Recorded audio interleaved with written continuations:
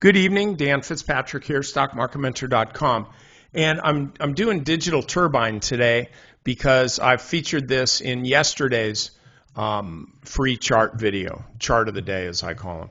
And so I just wanted to follow up because the stock performed absolutely beautifully. Now, it wasn't a prediction. I'm not patting myself on the back, though I am patting myself in the wallet.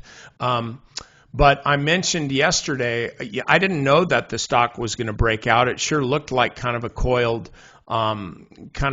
spring, or it just looked like it was coiling below 750 right around here. And I mentioned in yesterday's video that I thought the stock was a buy at a breakout above 750, and then you'd want to add to the position if it moved above $8. And this is why, because back here, this high was 778 up here.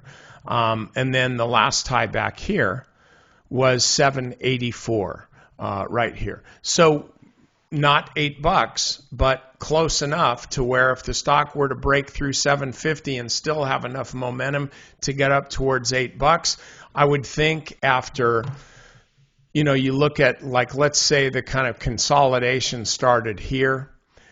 You look at this stock, it's been in sideways drift for 3 months in a pretty nice uptrend, flat 50-day moving average. This could take off a bit. And so this morning, put this on the list, bam, when it runs up above 750, around 755, and then you could have added additional shares above $8, and now we're up even more. I think... Look, I'm not going to sit here and say the stock's up $13, but go ahead and buy it tomorrow. I would just say this: watch the stock tomorrow, because this could very well continue to run. Again, it's had 3 months of sideways rest, and that's about $2 here in this base. And so if we look at this as a breakout around here, then $2 would be to 980. I'm going to say $10.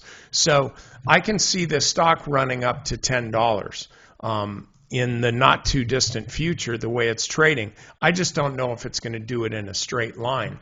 So if you're already long the stock, just hang on to it, but be ready for some kind of a pullback.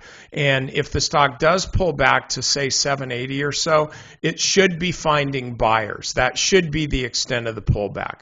To about 780 is about it. If there's not any buyers, like 30 or 50 cents below where the stock is now, then you're probably going to want to exit the trade and then just realize that it has more building to do, more consolidation.